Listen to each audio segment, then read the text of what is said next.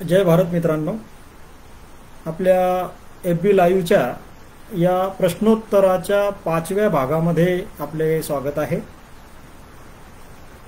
काही मोजके प्रश्न आपण आज घेणार आहोत. तर पहिला प्रश्न शैलेश शिंदे यांनी विचारलेला आहे.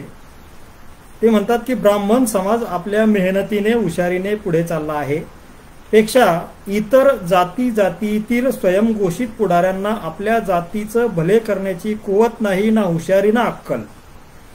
तुम्ही सवलती अनुदान मिळूनही उत्कर्ष करू शकले नाही तर ब्राह्मणांचा काय दोष. हे पुढारीच स्वतःची दुकान चालवण्याकरता वारंवार ब्राह्मणांना दोष देऊन समाजात द्वेष पसरविण्याच्या उठाठेवी करत आहेत. ब्राह्मणांच्या ज्या खोट्या बाबी आहेत, ब्राह्मणांनी इतिहासामध्ये ज्या उठाठेवी केलेल्या आहेत त्या उघड करण्याचं काम आपण करीत आहोत. याचा त्रास ब्राह्मणांपेक्षाही ब्राह्मणांची ढाल बनून काम करणारे जे ओपन ओबीसी SC ST आहेत त्यांना जास्त येतोय. ते म्हणजे ब्राह्मण काही प्रतिक्रिया देण्याच्या अगोदर यांच्याच प्रतिक्रिया सुरू होऊन जातात. हे शैलेश शिंदे हा बहुजनच, शिंदे आडनाव, ते काही ब्राह्मणांमध्ये नसतं. आपण खोटेपणा उघड करतोय ब्राह्मणाचा, बुरखा फाडतोय ब्राह्मणांचा, मुखवटे फाडून टाकतोय ब्राह्मणांचे, त्यांचे शोषक चेहरे आपण समाजासमोर आणतोय. त्याचा राग त्यांच्यापेक्षा यांना जास्त येतोय, बहुजनांना. ब्राह्मण समाज आपल्या काय म्हणतात ते, ब्राह्मण समाज आपल्या मेहनतीने हुशारीने पुढे चालला आहे आणि तुम्ही आरक्षण घेऊन सुद्धा तुम्हाला तुमच्या समाजाचा उत्कर्ष करता आला नाही. ओबीसी SC ST यांना आरक्षण किती दिवस झाले मिळून. SC आणि ST यांना मिळालं 1950 ला आरक्षण आणि ओबीसींना आरक्षण 1990 ला मंडल आयोगानं दिलं. म्हणजे ओबीसींच्या आरक्षणाला अजून फक्त 30-35 वर्ष झालेले आहेत. त्या 30-35 वर्षामध्ये आज ओबीसी समाज हा ब्राह्मणांना टक्कर देत आहे. आणि शेड्यूल कास्टमध्ये पूर्वाश्रमीचे महार, आताचे नवबौद्ध हे तर ब्राह्मणांच्याही बरोबरीने काही बाबतींमध्ये ब्राह्मणांच्याही पुढे गेलेले आपल्याला दिसून येतात. आणखी कोणता उत्कर्ष हवा आहे यांना. म्हणजे आम्हाला काही काम नाही म्हणून आम्ही ब्राह्मणांवर टीका करत बसलोय का इथे. सत्य मी किती वेळा सांगितलंय, सत्य बोलणं म्हणजे कोणालाचा तरी द्वेष करणं नाही. सत्य बोलणं म्हणजे खोटं बोलणं नाही. सत्य जोपर्यंत आपण समाजापुढे ठेवणार नाहीत तोपर्यंत समाजाच्या समोर जे खोटे असे गॉगल लावलेले आहेत ना इतिहासाचे, ते काढता येणार नाहीत आपल्याला. आज ज्या काही समस्या आहेत, जातीमधले भांडणं असतील, जातीमधला द्वेष असेल किंवा धर्मांमधला द्वेष असेल, असूया असेल, एकमेकांविषयीचे गैरसमज असतील, हे सगळे इतिहासामध्ये जे काही ब्राह्मणांनी पेरून ठेवलेलं आहे त्याची हे फळं आहेत. त्यामुळे ती तर सांगावीच लागणार आहेत आम्हाला. त्याचा राग ब्राह्मणांना आला तर आम्हाला काही वाटणार नाही. पण शिंदेसारख्या ओबीसींना जर, किंवा ओबीसी असतील किंवा ओपन मध्ये सुद्धा आपल्या बऱ्याच बहुजनाच्या जाती अजून आहेत, जसे काही महाराष्ट्रामध्ये मराठे असतील, तिकडे जाट असतील, पटेल असतील, या सुद्धा आपलेच बहुजन समाजातलेच लोक आहेत सगळे. ते काही कारणामुळे ते आरक्षणात आले नाहीत, परंतु आता त्यांचा लढा चालू आहे. तर ते सुद्धा आरक्षणात येतील. आरक्षणात येवत नाही येवत, पण ते बहुजनच आहेत. ब्राह्मण सोडून बाकी सर्वजण बहुजन आहेत. शेठजी, भटजी आणि लाडजी यांना आपला विरोध आहे. ते सोडून बाकी जे काही आहेत ते सगळे आपलेच लोक आहेत. त्यांना राग येण्याचं कारण काय आहे. तुम्हाला का राग येतोय ब्राह्मणांना बोलल्यानंतर, मला ते समजत नाही. बर, आपण जे काही बोलतोय ते उगीच उचलली जीभ लावली टाळूला असंही बोलत नाहीये. आपण पुराव्यानुसार सांगतोय, पुराव्यानुसार आपण बोलतोय. ब्राह्मणांनी स्वतःला हिंदू कधीच मानला नाही. आता त्यांनी पुन्हा सनातन नावाचं सुरू केलंय. हिंदू त्यांनी कधी स्वतःला मानलेलंच नाहीये. मी अनेकदा या FB वरती येऊन सांगितलेलं आहे की 1931 पर्यंत ब्राह्मण स्वतःला हिंदू म्हणत नव्हते. सावरकरांनी हिंदुत्व पुस्तक लिहून त्यांना स्वतःला हिंदू म्हणा म्हणून त्यांच्याकडून त्यांना बोलायला लावलं, क्लॅरिफिकेशन दिलं की हिंदू म्हणण्यात कसा आमचा फायदा आहे, तेव्हा ते हिंदू हिंदू करायला लागले. आणि पुढे चालून जेव्हा संविधान लागू झालं, निवडणुका लागू झाल्या आणि जनतेतून निवडून येण्यासाठी जर संसदेमध्ये प्रतिनिधी म्हणून जायचं असेल तर जनतेतून निवडून यावं लागेल हे ब्राह्मणांना समजलं. मग ते हिंदू हिंदू करायला लागले. आता पुन्हा त्यांनी नवीनच सुरू केलं, आता सनातन सनातन सुरू केलेलं आहे. हिंदू हा शब्द सुद्धा आपला नाहीये, म्हणजे बाहेरच्यांनी तो दिलेला आहे. आणि सनातन हा शब्दही बुद्धाचा आहे. एस धम्मो सनातनो बुद्धाने सांगितलेलं आहे की वैराने वैर मिटत नाही, तर अवैराने म्हणजे मैत्रीने वैर मिटतं, हा सनातन धर्म आहे असं बुद्ध वचन आहे. त्या बुद्ध वचनातला तो सनातन शब्द आहे. आणि सनातन हे विशेषण आहे. कोणत्याही धर्माचं नाव हे नाम असतं, विशेषणालाच नाम सांगून त्यालाच एका धर्माचं नाव म्हणून हे ब्राह्मण सांगतायत. आता तर आपल्या बहुजन समाजातील हे जे काही ब्राह्मणाची ढाल बनू पाहणारे जे लोक आहेत, त्यांना माझी विनंती आहे की एकदा तुम्ही वाचा पुस्तकं. मग तुम्हाला ब्राह्मणांनी इतिहासामध्ये किती उठाठेवी करून ठेवलेल्या आहेत, किती चोऱ्या करून ठेवलेल्या आहेत, हे तुमच्या लक्षात येईल. त्यानंतर प्रवीण थॉमस नावाचे आपले एक एबी मित्र आहेत. ते म्हणतात, ज्योतिरावांना शिक्षण मिळू नये म्हणून ज्योतिराव फुले यांच्या वडिलांच्या फुलशेतीची दलाली करून पेशवास विकणारा एक ब्राह्मण जंगजंग पछाडतो.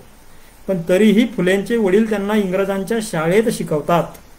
फुलेंना तिथे तेव्हा कळले की स्त्रियांनाही असा शिक्षणाचा मौलिक हक्क असला पाहिजे. ज्योतिबांनी सावित्रीमाईंनी अख्खा जन्म वेचला इथल्या महिला सोकॉल शूद्रातिशूद्रांना शिक्षण देण्यात, जे मनुस्मृतीच्या कलमांच्या विरुद्ध होते. बाबासाहेबांनी टॉपमोस्ट शिक्षण घेऊन बहुजनांना शिक्षण घेऊन संघटित व्हायचा संदेश दिला. तेव्हापासून या साऱ्या असंवेदनशील लोकांचा नुसता जळफळाट होतोय. यांचं 100% आरक्षण धोक्यात आलंय. तसतसे हे आतंकवादी पार घाबरलेत.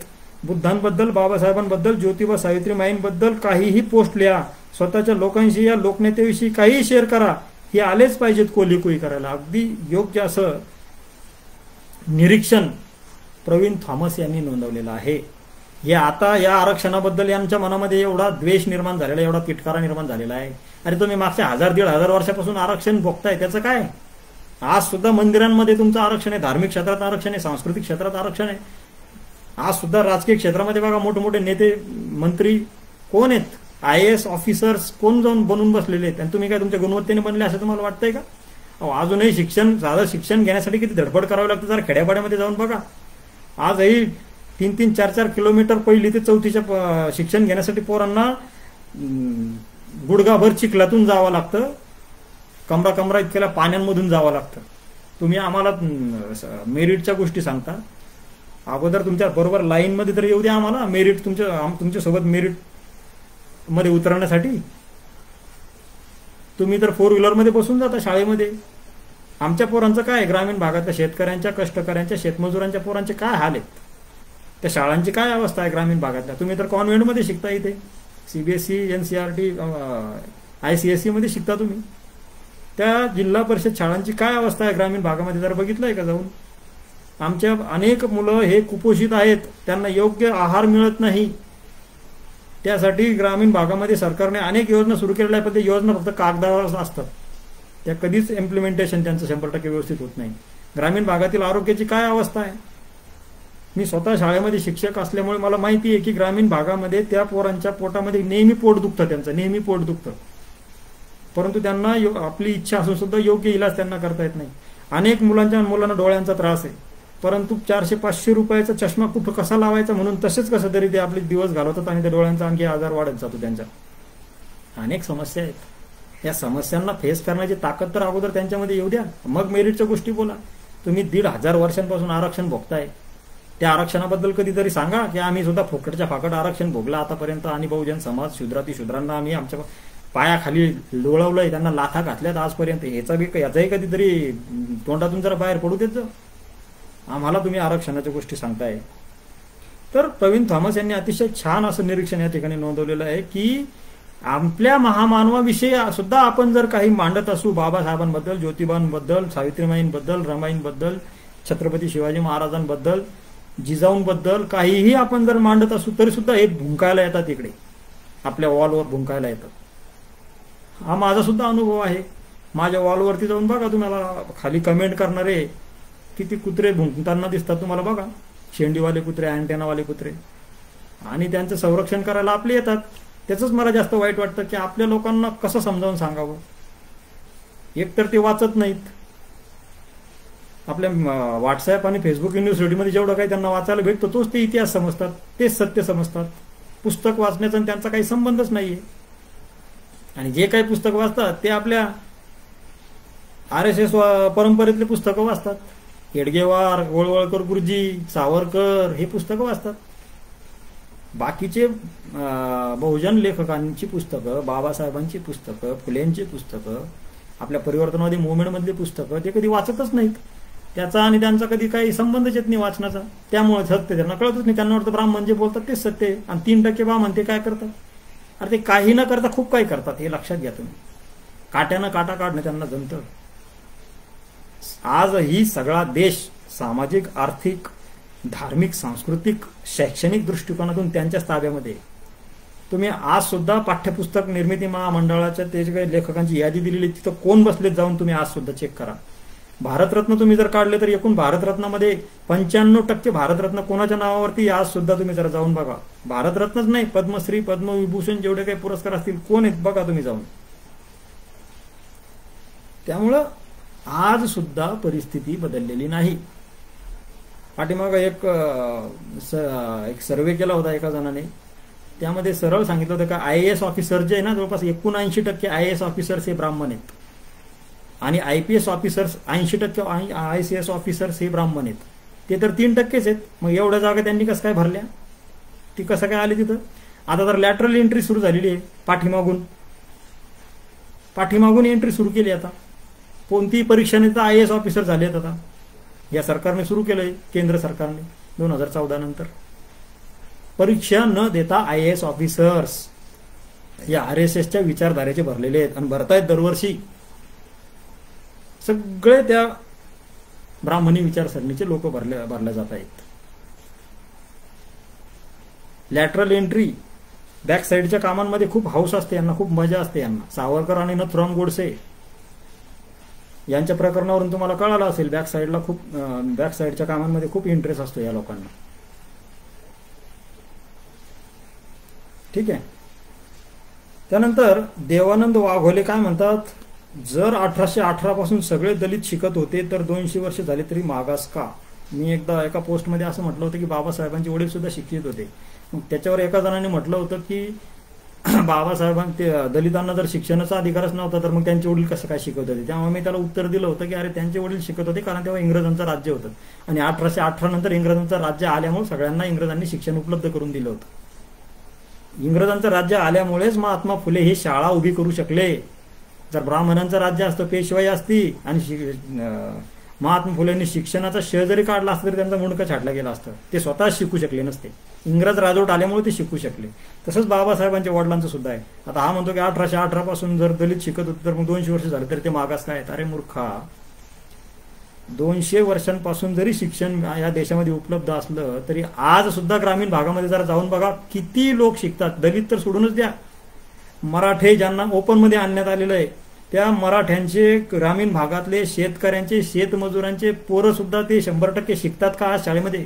त्यांची शिकण्याची इच्छा असते तरीही शिकू शकत नाहीत. कारण काय?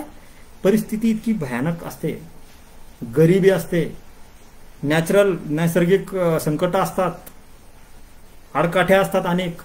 त्यामुळे शिकू शकत नाही, इच्छा असूनही शिकू शकत नाही. आजची परिस्थिती सांगतो. विचार करा, 150-200 वर्षांपूर्वी दलित वर्गाची परिस्थिती काय असेल?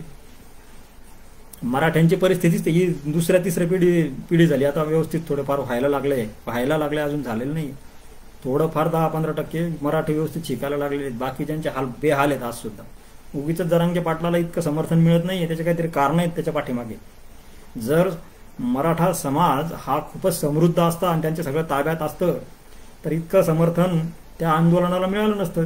इतकं प्रचंड प्रमाणामध्ये समर्थन मिळतं याचे कारणही समजून घेतले पाहिजेत ना आपण. जर आज ही परिस्थिती असेल तर विचार करा 150-200 वर्षांपूर्वी दलितांची काय अवस्था असेल? तुम्ही एक 70-80 वर्षांपूर्वीचे ग्रामीण भागातले व्हिडिओ तुम्ही युट्यूबला वगैरे बघा तुम्ही, त्याच्यामध्ये लोकांचा पेहराव तुम्हाला कळेल. सगळ्या समाजांचे काय असतील. फक्त लुंग्यांवरती लोक दिसत, एवढे आपले ते गांधीजी पंचनेसत होते ना त्या पद्धतीचे धोत्र दिसतील तुम्हाला, वरती बंडी दिसेल आणि वरती फेटा दिसेल. हाच पेहराव होता. तिथून आपण आलेलो आहे. तिसऱ्या पिढीतच आपण आज या फेसबुकवरती आपण आज प्रतिवाद करतोय ब्राह्मणांचा. इतकी प्रगती केली आपण या 50 वर्षामध्ये. 150 वर्षांपूर्वी दलितांचे काय हाल असतील जरा विचार करा. आज सुद्धा दलित गावांमध्ये कुठे राहतात जरा बघा. त्यांना गावामध्ये प्रवेश आहे का? आज सुद्धा अनेक मंदिरांवरती प्रवेश नाहीये. परवाच बुलढाण्यामध्ये एका मातंग समाजाच्या नवरदेवानं मंदिरावरती पाऊस पडतोय म्हणून मंदिरात आला म्हणून त्याला मारहाण झाली. आजची परिस्थिती. त्या काळामध्ये काय अवस्था असेल? त्यामुळे काहीही बोलायचं, काहीही सांगायचं, हे असे धंदे करायचे नाही. जरा विचार करा. स्वतः सारखंच सगळा समाज समजू नका. तुम्ही बसलेत पुण्या मुंबईला जाऊन आणि आयकॉन व्हॅलीमध्ये जाऊन, सॉरी ती कोणती व्हॅली म्हणतात त्याला, विसरलो मी नाव, सिलिकॉन व्हॅली, बसलेत तिथे जाऊन तुम्ही. पण आमचा समाज, बहुजन समाज, सगळेच मराठ्यांपासून सगळेच दलितांपर्यंत आज सुद्धा किती बिकट परिस्थितीमध्ये जगतोय, किती परेशान्यांमध्ये जगतोय ते आम्हाला माहिती आहे. एसी रूम मध्ये बसायचं आणि गप्पा मारायच्या. असं चालत नाही भाऊ. पद्माकर तरमाळे म्हणतात, शांतीचा संदेश देणारे रोहिंग्यांची हकालपट्टी कशी करतात. म्हणजे बौद्धांवरती टीका करतायत. त्या ब्रह्मदेशामध्ये म्हणजे म्यानमारमध्ये तिथल्या जे बुद्धिस्ट जे काही राजवट आहे ते सगळे बुद्धिस्ट आहेत. तिथल्या राजवटीने तिथले जे काही रोहिंग्या मुसलमान आहेत त्यांची हकालपट्टी केली. अहो तो प्रादेशिक वाद आहे धर्माचा, आणि त्याचा काय संबंध? बुद्धिझमने कधी सांगितलंय लोकांना मारा, हिंसा करा? तिथल्या त्या स्थानिक दोन समाजाचा तो वाद आहे, त्याला तुम्ही धर्माशी कसं जोडता? धर्माचा त्याचा काय संबंध आहे? बुद्धाने पंचशील पाळायला सांगितलेले आहेत. त्या पंचशीलमध्ये कुठे आहे का? बुद्धाने सांगितलं अहिंसा हे एक तत्वच आहे, त्या पंचशिलामधलं हिंसा करू नका. ते लोक त्याचं जर पालन करत नसतील तर ते बुद्धिस्ट नाहीत असं गृहीत धरायचं. ठीक आहे. त्यामुळे कुठलंही कुठे लावू नका. श्रद्धा गायकवाड या आपल्या एक मित्र आहेत, त्या लिहितात, ही सगळी भटुकड्यांची रोजगार हमी योजना आहे. त्यांनी इन्कम सोर्स तयार केले. लोकांना फसवून बौद्ध काळातील जातक कथांचे काल्पनिक पात्राला जोडून स्टोरीज बनवल्या. बुद्धिस्ट केव्जना त्यांच्या काल्पनिक देवी देवतांचे मंदिर घोषित केले आणि अंधभक्त डोळे झाकून पूजा करू लागलेत. ते बुद्धांच्या मूर्तीची पूजा करतात, त्याला दक्षिणा देतात, तिच्यावर ब्राह्मण ऐश करतो. So be happy and enjoy their पागलपंथी. Social media is a good platform, use it wisely. All Hindu people gets triggered because they are mentally weak and immature. They don't know they are not devotees, they are customers of Brahmins. किती छान लिहिलंय या श्रद्धाताईंनी. म्हणजे आणि हे खरं आहे ना. आज जेवढी मंदिरं तुम्हाला दिसतात ना, 500 वर्षांपूर्वीचे प्राचीन मंदिरं जे आहेत, 500 वर्ष आणि त्या अगोदरचे जेवढे काही मंदिरं आहेत हे सगळे बौद्ध विहार आहेत. तिथे तुम्हाला बुद्ध प्रतिमा दिसतील. तिथे तुम्हाला लिंग, आज ज्याला शिवलिंग म्हणतात ना, तो ओटीव स्तूप येतो, स्तूपाचा प्रकार येतो. युआन शांगने याविषयी लिहिलेलं आहे की 5व्या-6व्या शतकापासून भारतीय लोकांमध्ये असे छोटे छोटे ओटीव स्तूप तयार करण्याची एक प्रथा सुरू झालेली आहे असं त्यांनी लिहिलेलं आहे. त्यालाच पुढे शिवलिंग म्हटलं गेलेलं आहे.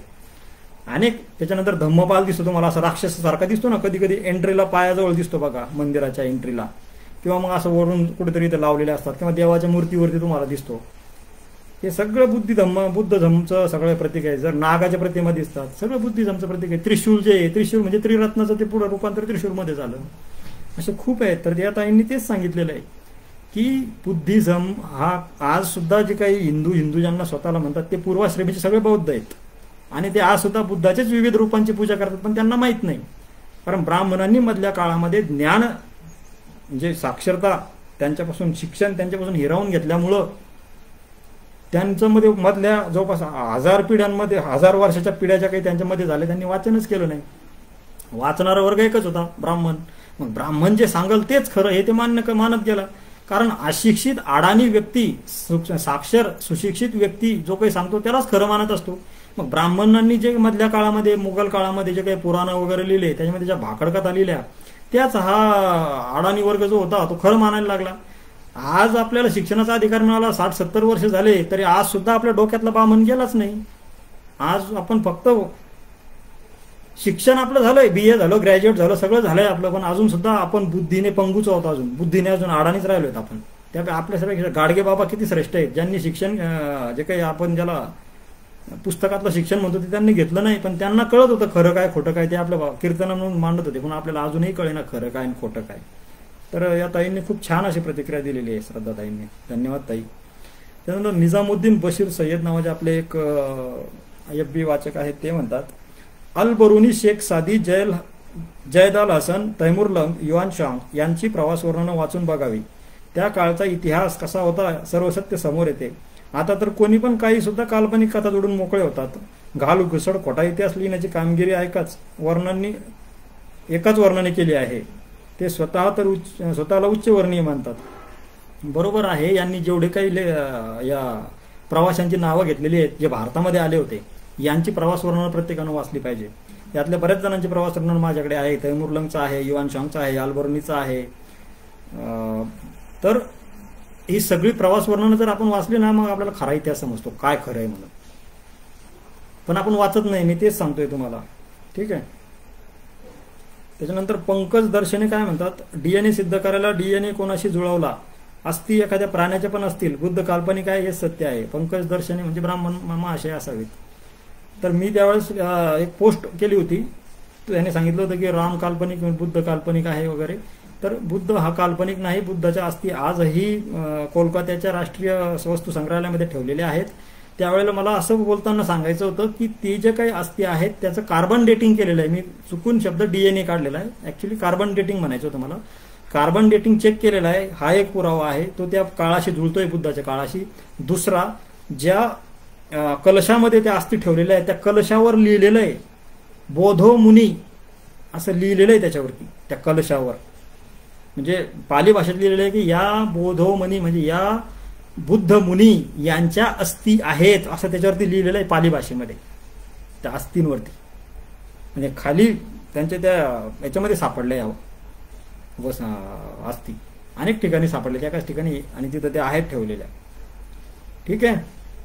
तुमच्या रामाचं, कृष्णाचं, तुमच्या दशावतारांमध्ये जे जे काही असतील त्यांचं काही सापडलेलं नाही. तुमच्या वेद पुराण शास्त्रांमध्ये जेवढे काही व्यक्तिरेखा तुम्ही सांगितलेले आहेत त्यांचं काही सापडलेलं नाही. दाखवा मला इंद्राचं काय, ब्रह्माचं काय, आहे काही पुरावे? राम, लक्ष्मण, सीता, भरत, आहे काही पुरावे? तुमचे वसिष्ठ, विश्वामित्र, जे जे काय पराशर, कोणकोणते ऋषी झाले, व्यास, आहे त्यांचं काही? काहीच नाही. 5 पांडवांचं आहे काही? काहीच नाहीये. तुमचं बघा आहे का काही? ब्राह्मणांना म्हणतोय बरं मी, बाकी बहुजन समाजांनी अंगावर घेऊ नका. हे सगळे जातक कथांमधले पात्र यांनी चोरले आणि इकडे आणून सांगितले आमचे आहेत म्हणून. विष्णू कोलते काय म्हणतात, गौतम बुद्ध जर दशरथ जातकामध्ये राम सांगत असेल तर मग राम काल्पनिक कसे? अहो कोलते साहेब, बुद्धाने ज्या सांगितल्या तो इतिहास सांगितलेला नाही. जातक कथा हा इतिहास नाही, त्या कथा आहेत, कथा. जसं त्या पंचतंत्रमध्ये कथा सांगितलेल्या आहेत ना, विष्णू शर्मा नावाच्या एका व्यक्तीनं पंचतंत्रमध्ये कथा सांगितलेल्या. ऍक्च्युली त्याचं नाव पण विष्णू शर्मा नाहीये, तो बौद्ध भिक्खू आहे. आणि त्या पंचतंत्राच्या कथा ज्या काही सांगितल्या तर संस्कृतमध्ये, मुळातमध्ये, त्या पालीमध्ये लिहिलेल्या, प्राकृतमध्ये लिहिलेल्या आहेत त्या, ते सुद्धा चोरलेले आहेत ब्राह्मणांनी नंतरच्या काळात. ठीक आहे. शर्मा हे आडनाव मला वाटतं 1871 नंतर पुढे आलेलं आहे. शर्मा आडनाव, शर्मा, वर्मा, गिर्मा, अगोदर नव्हतं. तर ह्या ज्या काही कथा सांगितलेल्या आहेत बुद्धानं, ह्या कथा काल्पनिक कथा सांगितलेल्या आहेत, इतिहास नाही सांगितलेला. आणि त्या काल्पनिक कथेमध्ये दशरथ जातकात राम येतो, ते काल्पनिकच आहे, सत्य नाही आहे ते. पुढे या. अतुल भेंडे काय म्हणतात, बुद्ध काल्पनिक नाही, पण रामाला काल्पनिक म्हणणाऱ्या दीड दमडीच्या तू खूप शिकला का? अरे बिनबुडाच्या. वा वा वा वा, काय मोठ्या पदव्या दिल्या आपण, आपले खरंच आभार मानले पाहिजे. वा वा, बिनबुडाचा खूप शिकलेला. हा, खूप शिकलेला तर आहे मी. ठीक आहे. दीड दमडीच्या. बर, ठीक आहे. हे दमड्या पण विकतात वाटतं. दमड्यांचं खैरा, हे काय म्हणतात त्याला, खैरात वाटतं यांच्याकडे. भेंडे असेल, भटमाशेच असतील, भेंडे आडनावावरून कळतंय. तर रामाला मी काल्पनिक म्हणतोय, कारण तो काल्पनिक आहे.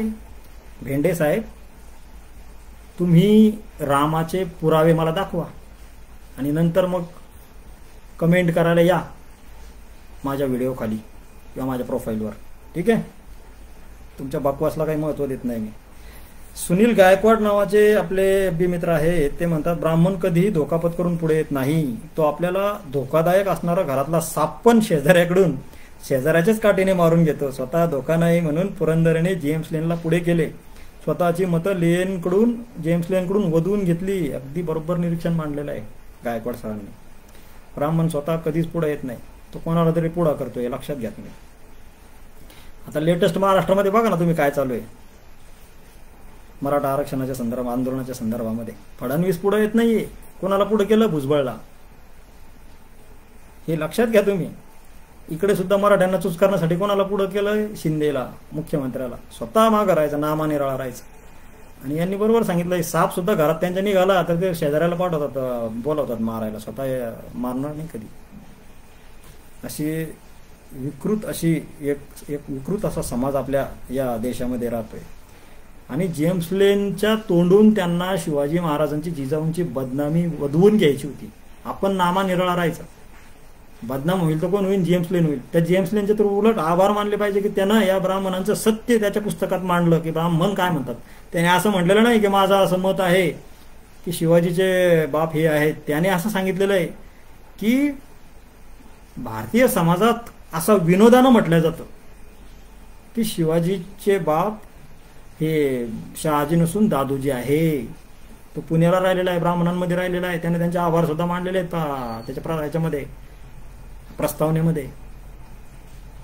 हे बरोबर आहे यांचं जे असेल हे स्वतः अंगावर घेत नाहीत, दुसऱ्याला कोणाला तरी हे दुसऱ्याच्या खांद्यावर बंदुका ठेवतात. हे पहिल्यापासून यांचं आहे. सुनील गरड काय म्हणतात, बुद्धिमान माणसं आहे. ब्राह्मण कुठून आले आणि त्यांनी लागू केलेली संस्कृती बाकी जेथून आले ते आहे का? काही लक्षणे सांग. मी बोलताना सांगितलं होतं की बरेच जे काही ब्राह्मण आहे, शेवटची ब्राह्मणांची जी काही लाट आहे किंवा टोळी आहे ती इराणमधून आलेली आहे. मग हा म्हणतो जर ती इराणमधून आले, त्याच्या आधी काही ग्रीसमधून आलेले आहेत, काही ब्राह्मण जे ते यहुदी आहेत, मग तिथे तर काही दिसतं का असं काही? ही जी काही संस्कृती त्यांनी इथं आणली तिच्या संस्कृतीची तर काही लवलेज दिसतात का? अरे तिथं सगळं एक तर सगळे धर्मगुरू तिथून पळून आले. जे तिथं राहिले त्यांनी इस्लाम कन्वर्ट करून घेतला. जे ग्रीसमध्ये राहिले ते ख्रिश्चन झाले. ठीक आहे. आणि जे यहुदी इकडे आले, जास्त प्रभाव जो इराणी ब्राह्मणाचा आहे, त्यांच्या त्या कल्चरचा, चातुर्वर्ण्य वगैरे जे आहे ते तिकडे सगळं कन्वर्ट होऊन गेलं ना. तिकडे कसं राहील मग यांचं काही? इकडे येऊन त्यांनी सगळं त्यांचा कार्यक्रम सुरू केला. तिकडे काही ठेवलंच नाही ना. आज इराणमध्ये कुठे आहेत? इराणमध्ये पॉइंटमध्ये काहीतरी असतील पारशी लोक, पॉइंटमध्ये. तिथं काय राहणार? ठीक आहे. तर राजू इंगळे आहेत, ते काय म्हणतात, प्रत्येक समाजामध्ये काही रूढी परंपरा, श्रद्धा, अंधश्रद्धा पण असतात. हिंदू धर्माने सतीप्रथा, गोशा पद्धत, इतर काही जुनाट परंपरा सोडून पण दिल्या आहेत. हिंदू धर्म परिवर्तनवादी आहे. काळानुसार तो स्वतःमध्ये बदल करण्यात मागे पुढे पाहत नाही. परंतु काही धर्म असे आहे ते बदलायला तयार नाहीत. अशा समाजाबाबत आजकालचे बौद्धवादी, कम्युनिस्ट नेते या बाबतीत चकार शब्दही बोलत नाहीत. यामुळे वाटतं की यांनी सुपारी तर घेतली नाही ना, याची शंका आहे. ते काय म्हणतात, हिंदू धर्म हा बदल करून घेतो, स्वतःमध्ये रूढी परंपरामध्ये बदल करतो. अच्छा, स्वतःहून बदल करतो? अहो, स्वतःहून काही बदलत नाही. त्यासाठी खूप मेहनत करावी लागते. त्यासाठी परिवर्तनवादी जे काही आमचे महामानव आहेत त्यांनी स्वतःचा जीव धोक्यात घालून त्यांनी काम केलं, म्हणून परिवर्तन झालं. स्वतःहून काही बदलत नाहीये हिंदू धर्मामध्ये. ज्याला हिंदू नावाचा धर्म नाहीये, ब्राह्मण धर्म म्हणा. सतीप्रथा काय आपोआप बदलली का? सतीप्रथा बंद केली म्हणे आम्ही, आपोआप बंद झाली का? त्या राजा राममोहन रायनं किती प्रयत्न केले त्यासाठी, ते बघा जरा जाऊन. तो इतिहास वाचा. विधवा विवाहासाठी त्या काय नाव त्यांचं, सतीश विद्याचरण काहीतरी नाव आहे, मला नाव विसरलो मी.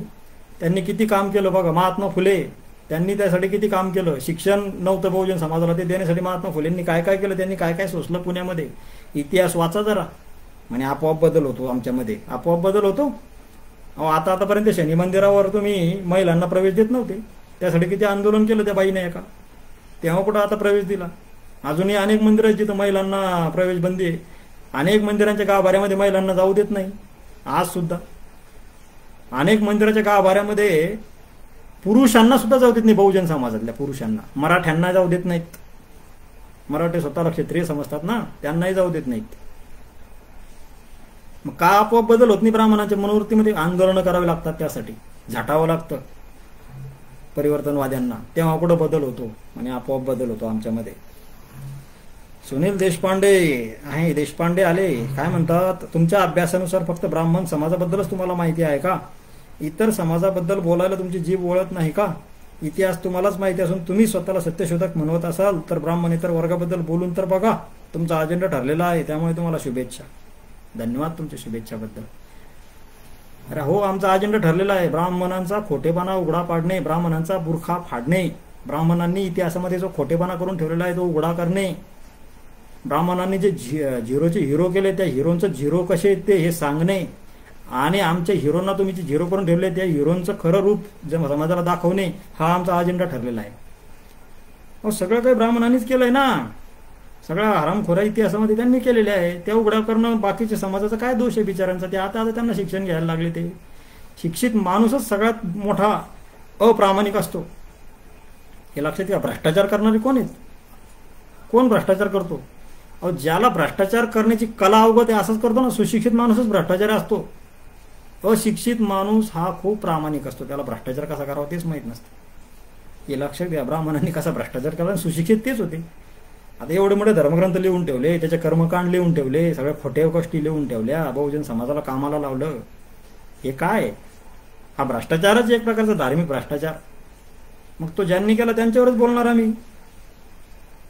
त्यामुळे तुमच्या शुभेच्छांचा आम्ही स्वीकार करतो. धन्यवाद शुभेच्छा, आपल्या शुभेच्छा दिल्याबद्दल आपण. आता यांनी ब्राह्मणांच्या हरामखोरीच, ब्राह्मण किती चांगले आहेत की असं म्हणतायत ना, अजेंडा घेतला म्हणतायत ना. आता ब्राह्मणांच्या हरामखोरीचं सांगतोय पहा तुम्हाला, ब्राह्मण किती हरामखोर असतात. बर्नियर नावाचा एक फ्रेंच प्रवासी भारतामध्ये आलेला होता. इसवी सन 1654 ते 1656 असे 12 वर्ष तो आपल्या देशामध्ये होता. मोगल काळ तेव्हा होता. शहाजहानची राजवट जाऊन औरंगजेबाचा राजवट नेमकीच येत होती, त्या काळामध्ये तो होता. तर त्याने भारतामध्ये बऱ्याच ठिकाणी त्याने प्रवास केला. तर त्याने पुरी या ठिकाणी जी रथयात्रा आहे त्या रथयात्रेच्या संबंधाने त्यांनी लिहून ठेवलेलं आहे. आता त्याने काय लिहून ठेवलेलं आहे ते मी तुम्हाला वाचून दाखवतो.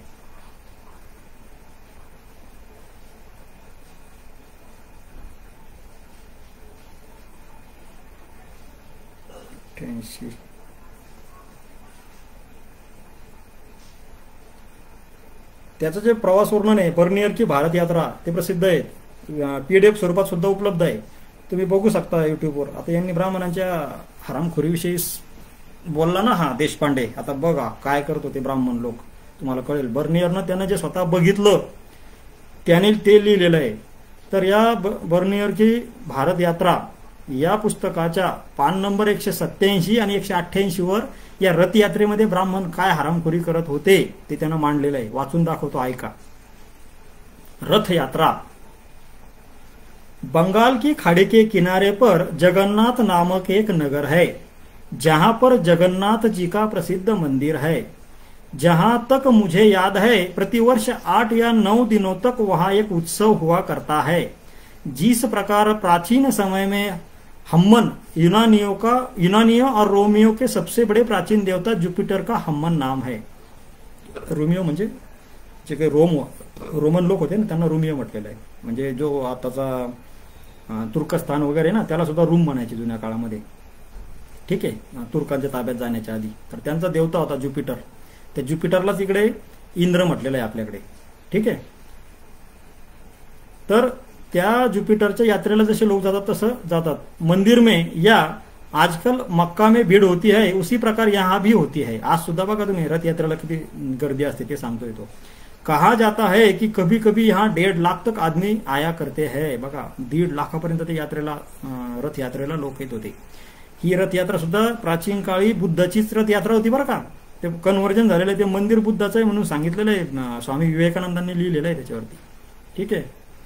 तुमचे या ब्राह्मण ज्यांना खूप ग्रेट मानतात ना स्वामी विवेकानंद, त्यांनी सांगितलेलं आहे की जगन्नाथ मंदिर हे बुद्धाचं आहे. तर मग त्या यात्रेला 1.5 लाख लोक येतात। वे लोग लकड़ी का एक बड़ा रथ बनाते हैं जो भारत के और स्थानों में देखा है, म्हणजे अनेक ठिकाणी अशी रथ यात्रा आहेत असं त्याचं म्हणणं आहे।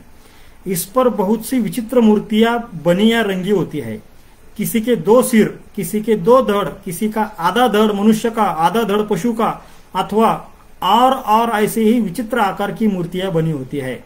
इस रथ में 14 या 16 पहिए होते हैं और लगभग 50 या 60 आदमी इसे धकेलते या खींचते हैं।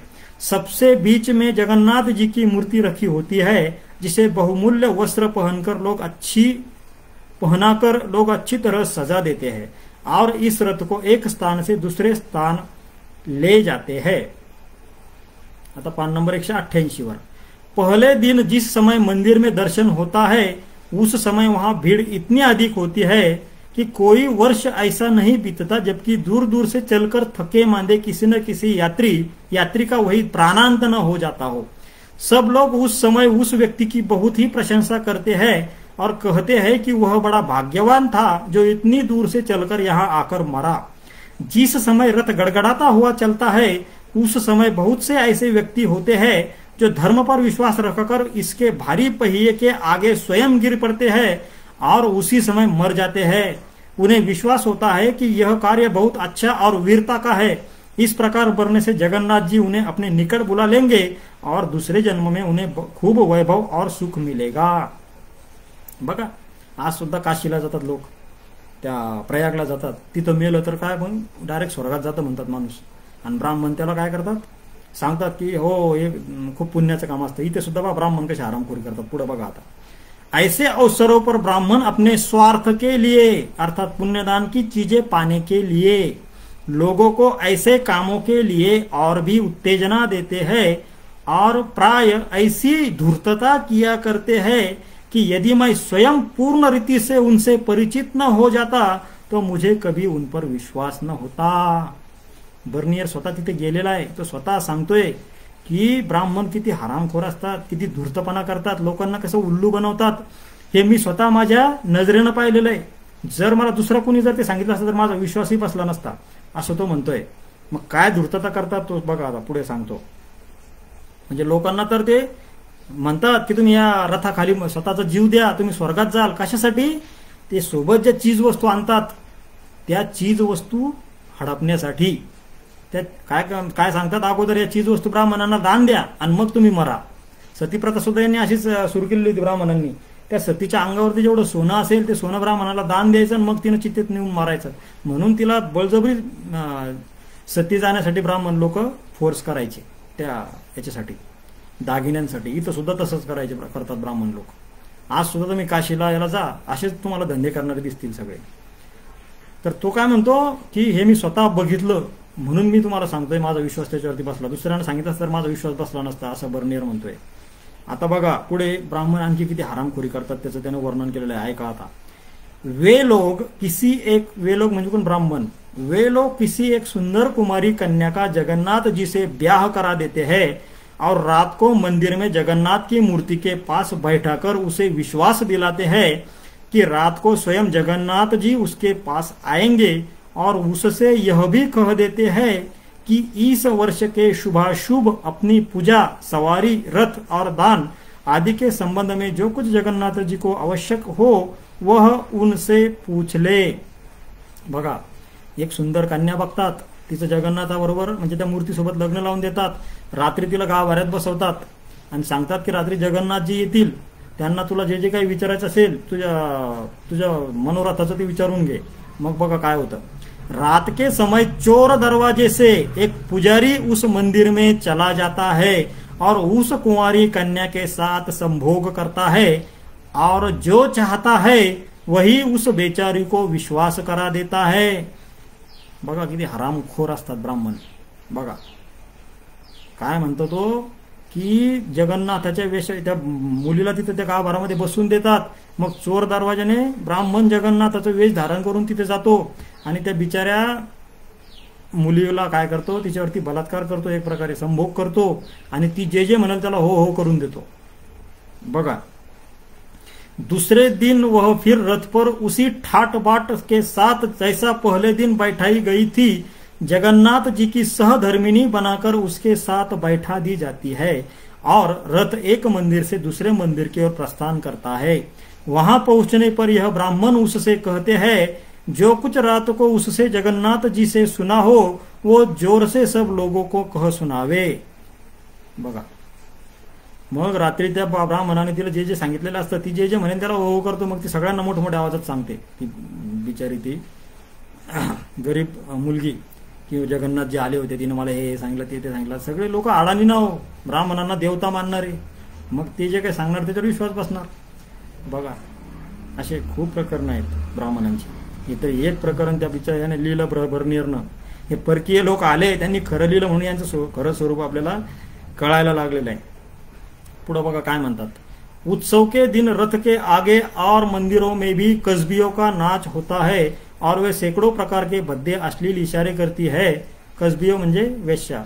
और ब्राह्मण उन सब बातों को भी धर्म का एक अंग बताते हैं। बघा, त्याच्या वेश्या तिथे नाचतात आणि त्या खूप वेगवेगळे आचकट विचकट इशारे करतात, काही पण शिव्या गाळा देतात आणि ब्राह्मण काय म्हणतात, हा धर्माचा अंग आहे म्हणतात। ब्राह्मण लोकांना सांगतात, मैंने बहुत सी ऐसी स्त्रियों वेश्याओं को देखा है जो सुंदरता में बहुत प्रसिद्ध है, पर यह सर्वसाधारण के पास नहीं जाती। उन्होंने बहुत से मुसलमानों, ईसाइयों और हिंदुओं के साथ रहना और बहुत द्रव्य लेना अस्वीकार कर दिया, क्योंकि उन्होंने अपने आप को देवताओं, मंदिरों के पुजारियों और उन साधुओं को अर्पण किया है जो धुनी रमाए और जटा धारण किए मंदिरों में नंगे बैठे रहते हैं और जिनके संबंध की विशेष बातें मैं आगे चलकर कहूंगा। बघा, या ज्या काही वेश्या एवढ्या सुंदर असतात त्या या सगळ्या आपल्या बहुजन समाजातल्या मुली हो, यांनी बाटवलेल्या या ब्राह्मणांनी। त्यांना वेश्या बनण्याशिवाय पर्याय राहत नाही ना पुढे नंतर। शेवटी शारीरिक भूक प्रत्येकाला असते ना, मग ती विजवण्यासाठी मग हे का ब्राह्मणच त्याचा वापर करून घेतात। मग मोठमोठे जे काही मुस्लिम अधिकारी त्या काळातले मुघल दरबारातले, हिंदू अधिकारी, व्यापारी, हे सुद्धा त्या वेश्या एवढ्या सुंदर असतात की त्यांना म्हणतात की तुम्ही आमच्या सोबत या, आम्ही तुम्हाला पैसे देऊ, खूप धन संपत्ती देऊ, पण ते त्यांच्या सोबत जात नाही।